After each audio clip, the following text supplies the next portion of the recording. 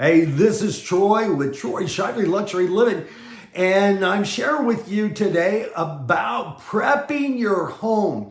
You've decided to sell your home. You're going to list it. Maybe you're 2 or 3 months out from getting that done. And now you're wondering, what do I need to do before I list my property? Well, this is what we're going to talk about today. So the very first thing I would say that you would need to do is go to the street, look at your home, and ask yourself, how appealing is my house from the curb? Believe it or not, people are going to start making emotional judgments about your house from the moment they drive up to it. Either it's going to catch their attention or they're going to look at it and they're going to be turned off. And immediately the negative thoughts about your home are going to start filling their head. You want them to be able to pull up to the curb and look at your house and say, hey, I'm interested in this property. Now remember this, selling your home is all about making your house as attractive as possible to the largest population of people possible. So remember that. You got to kind of remove yourself from the scenario. This is not about your design style. This isn't saying your design style is bad or good or any of that. This is all about selling your house and making your house as attractive as possible to the largest population of people as possible. That is what's going to sell your house quickly, and that is what's going to get it for the most amount of money as possible. So when you're looking at your house, how does the lawn look? How do the bushes, the landscaping look? Do you need to add mulch? Do you need to trim bushes? Do you have junk kind of piled up in places? Get rid of it. You can go to Lowe's and buy a Baxter bag, I think for about $35. They hold 3,500 pounds of weight. You can fill it up, set it on your curb, and for like $150, a truck will come by and pick it up and carry it away.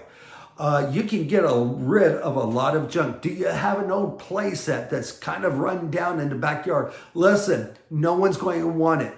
And even if someone puts in an offer, most likely in that offer, it's going to say under additional terms, remove play set because it's old, it's worn, they don't want it. So go ahead, why have it there on your property and allow it to hurt you on getting offers, on making your house as attractive as possible from the beginning. Go ahead and get rid of it so that you can make your property look as nice as possible. So look at everything on the outside. Look at your stucco. Do you have a lot of shrink cracks on your stucco?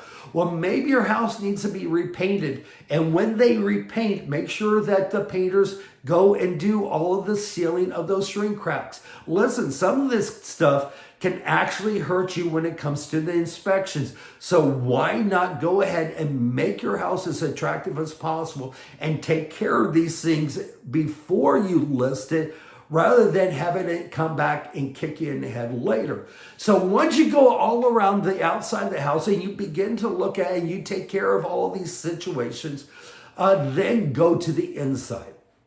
Same thing on the inside. How's the paint look? How's your walls?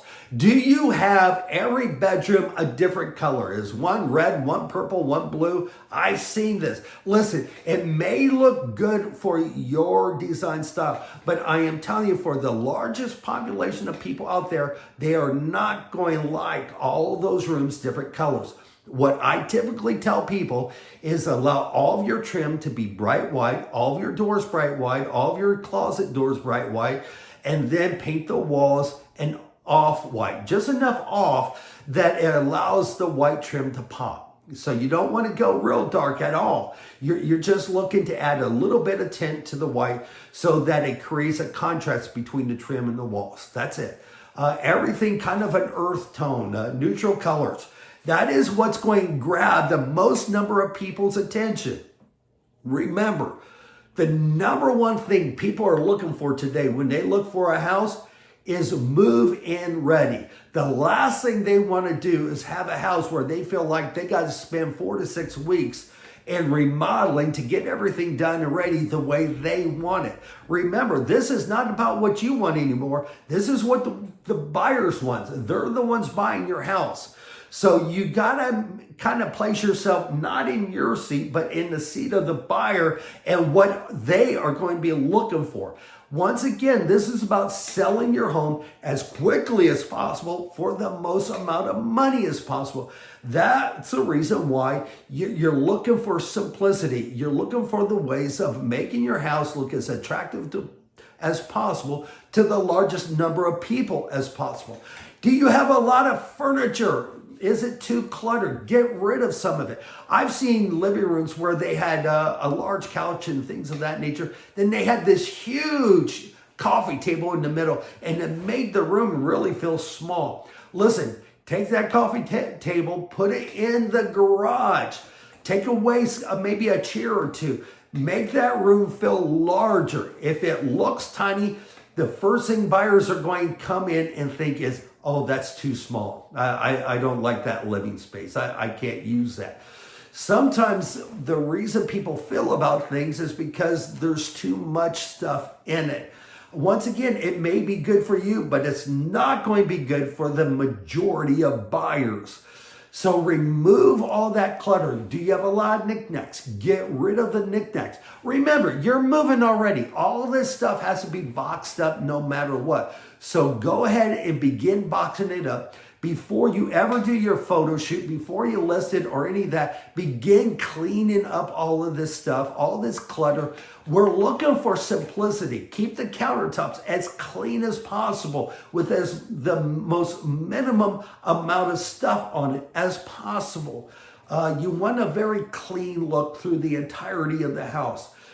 Are your carpets worn? Maybe you need to replace them. I know of a company that when they buy houses just to resell, and almost 100% of all the homes, they replace the carpet. Why? Because new carpet sells. People love having new carpet. And if your carpet is old and worn, listen, it might be a good investment just to go to Lowe's or someone inexpensive. Put down a nice looking Berber and put in some new carpet. It will pay off. Go through the house, really look at some of this stuff and what is needed. Do you have a lot of personal photos and things hanging on the walls? Listen, you are not looking for buyers to come in and be able to picture you living there. You're looking for the buyer to come in and picture themselves living there. So you want to remove all personal photos. And then if you got a lot of little holes and stuff on the walls, patch them up, paint them, make it look like there was nothing ever there. Go through. Listen, some of this, to get all this done, you may have to spend a couple months prepping your home, but it is going to be worth it. When people come into your home, they're going to love your home. It's going to be attractive to them. And that is what you're looking for. This is what's going to benefit you in the long run and how much money you actually get for that property. So if you come in and do some of this stuff and you prep your home properly, it is really going to pay off. Do you have a lot of different flooring? Sometimes I've seen the houses with 7 or 8 different kinds of flooring, and it turns off a lot of people. I am not telling you to go out and spend $50,000 and reflooring the whole house, but I would probably look at seeing what you could do to limit how much different floorings you have. Maybe you just need to put in some carpet in some of the bedrooms that all looks the same.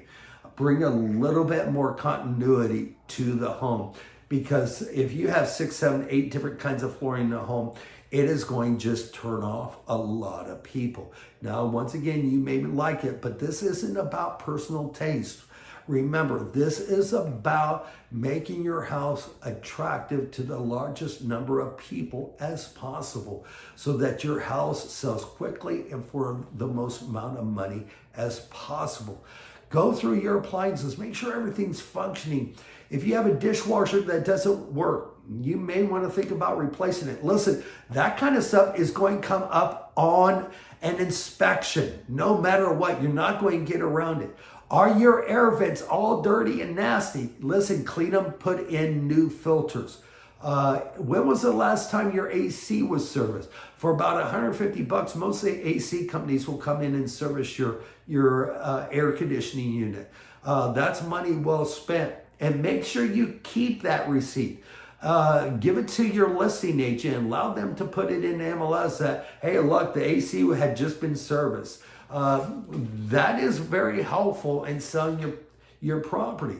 So consider all this. Walk through your house. If you have a listing agent, maybe ask them to come to your home and walk through your home with you. Get some ideas of what needs to be done. And like I said, you may want to start 2 or 3 months before you ever put your property up for sale, because it could take that long to really get everything taken care of to where your house is ready to sell. It's ready for the photo shoot. It's going to look great. You got the lawn looking nice. You got new mulch. Your shrubs are trimmed. All of this is done. And remember, it's a lot of work, but it will pay off. Prep your home before listing it. Prep your home. Have it all done before the photo shoot. Remember, 100% of all people, first time they see your house is going to be online.